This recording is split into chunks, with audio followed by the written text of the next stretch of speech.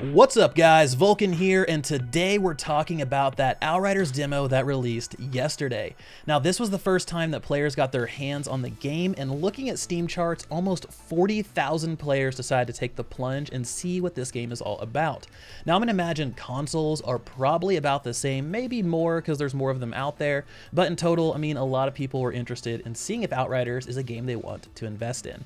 So in today's video, I'm gonna take you through my first impressions. We're gonna cover the good and the bad with the demo. So let's go ahead and get things started with the good. The first thing is length, right? Outriders gave a longer and more in-depth demo than we're used to seeing. And most demos, when we actually see them these days, are about 20 minutes long and they drop players into the middle of the game. Now with this one, we're able to play the first bit of story and experience what we would have seen on day one. And I feel like this is a very transparent approach that players appreciated. And because we were able to do this, we can take these characters and gear with us to the full game on release. Now, the second thing is gameplay experience. Now, this is a very divisive topic. Players are either going to love the Outriders gameplay or hate it, just like we saw with Gears of War. Now, I, for one, really enjoy the way the game is laid out and how you progress through each area, as well as the combat in those areas. Enemy density is balanced, weapons feel and sound good, especially the shotguns when you hit something up close and they just evaporate into mist. It's just a great feeling. Things feel meaty, they feel weighty, and honestly, you can see a lot of the bullet storm inspiration in this game. The other thing I really like about this gameplay experience is the fact that side quests are placed in various areas throughout the maps, right? It's a nice way of implementing those. Instead of just going back into town, loading up your quest log, and then heading out, I enjoy to stumble upon things. Oh, there's an exclamation point over here. Let me run over and check that out. Oh, there's a side quest that leads through this extra door over here. Now I'm gonna go kill this captain. So it really kind of gives that world a little bit more immersion rather than just, okay, there's 15 exclamation points here in town. I'm gonna go talk to all those people, load up my quest log, and then I'm just gonna go through like a checklist and knock all those things out. Then I'm gonna head back and turn all of them in. That's a very MMO RPG approach to it, and while that works, I like to stumble across things. So I think they did a good job here, and the fact that you can repeat them is another big plus. So moving into the third thing, and that's the full roster of classes. So I am glad they decided to allow players to build out their characters and play each class to see which worked best for them, not having each class featured in a week. So week 1, we have Devastator. Week 2, we have Trickster. Week 3, we have Pyromancer. That's an approach that I don't think would have worked as well. So this is a move I know helped generate a lot more hype with the demo because we've seen all of these classes and people become attached to an identity. You know, a lot of Pyromancer folks out there, lots of Technomancer people. So having immediate access to those classes is a big plus. Now, when it comes to individual class performance, which I know a lot of people have been asking about, you know, how's the Technomancer performing against the Devastator, all that, we don't really have enough exposure to talk about pros and cons with those yet. I mean, we have 2 skill points and we're at level 7. So we are very early into the game.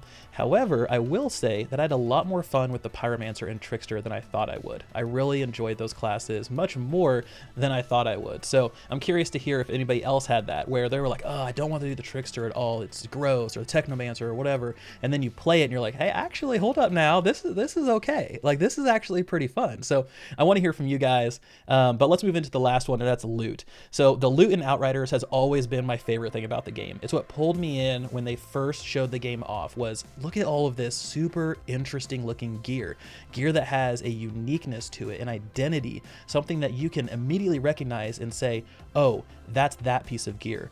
This guy has this type of thing going on, this type of build. And other looter shooters have lost that. They've either lost it through their art style or they've lost it through their lack of having anything as a top tier weapon. So it's really cool seeing other players find legendaries that are just like making their jaws drop, right? What is this? This looks awesome. Look at these different effects. It's such a good feeling that I've missed in other looters out there. So we have seen a slew of legendary posts. A lot of people have been getting legendaries despite the developers saying it's a very low drop chance. We're seeing quite a few of them on Reddit, Discord, Twitter, and I'm going to be compiling all of those together and doing like a legendary showcase to really kind of show everybody, here's everything that we've found so far, and talk about the different kind of effects, the mods on those, and maybe even theorycraft some build possibilities using those weapons or those pieces of gear. So pretty cool stuff, but for now, just understand loot is just as fun and interesting as I saw in the past as well as the previews. So if you're a loot person, this is a game that you might want to pay attention to.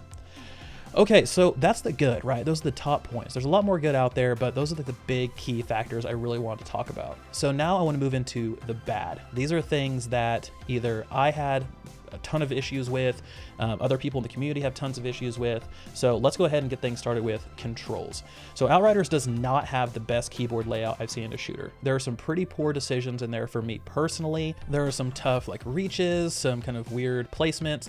And I'm also not a huge fan of how unresponsive double tap to dodge is, and how you can't double tap spacebar to vault over cover, or how long it takes you to swap to your sidearm.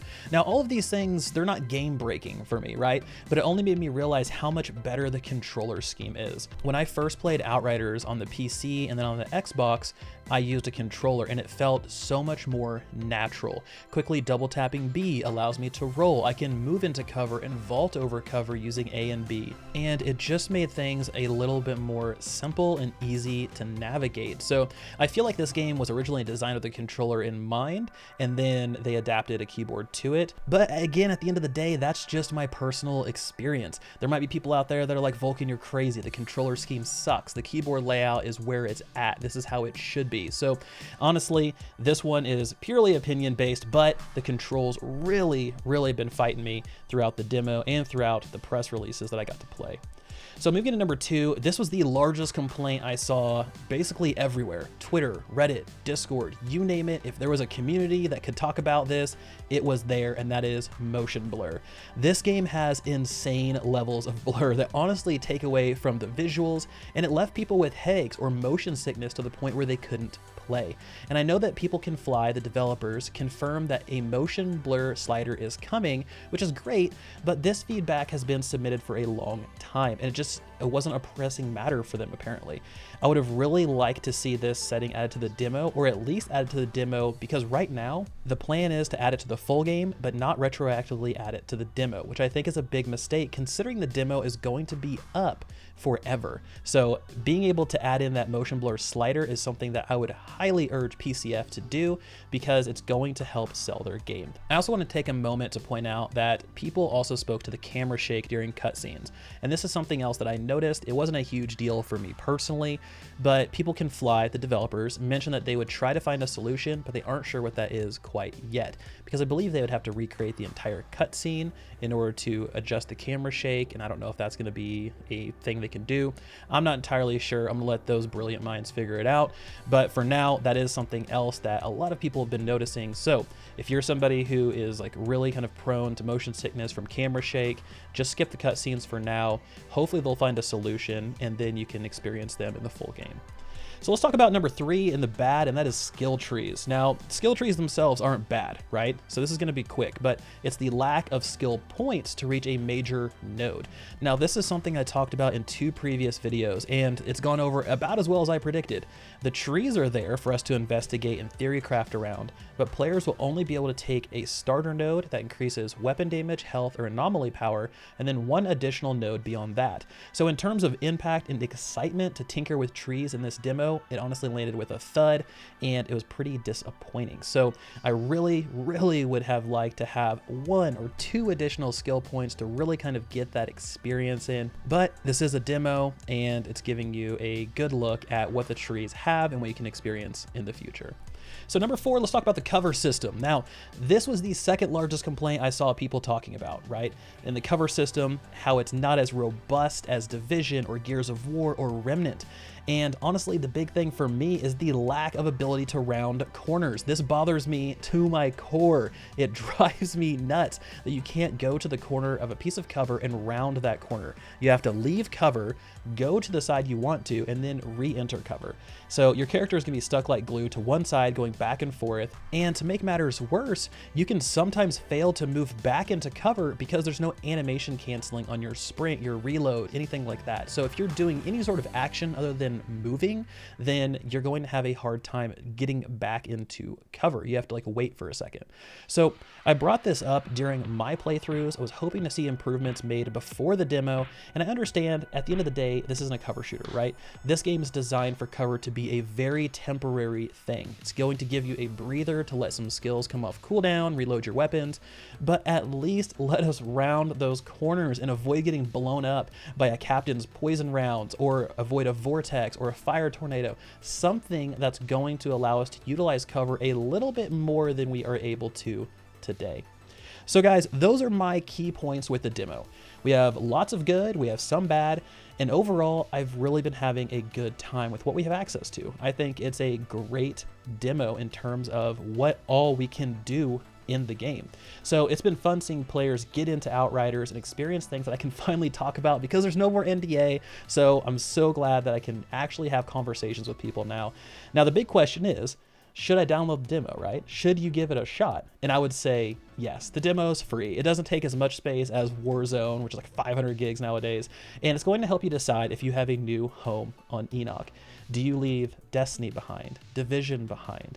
Warframe behind? Do you add this to your catalog? Do you care? Do you play any of those other games? It doesn't matter, because at the end of the day, you can try this for free and figure out if you want to play it or not. So what do all of you guys think? Have you enjoyed the demo so far, or did this just give you more reason to pass the game up? Let's get talking in the comment section below, but as always, this has been Vulkan, and I will talk to you guys next time.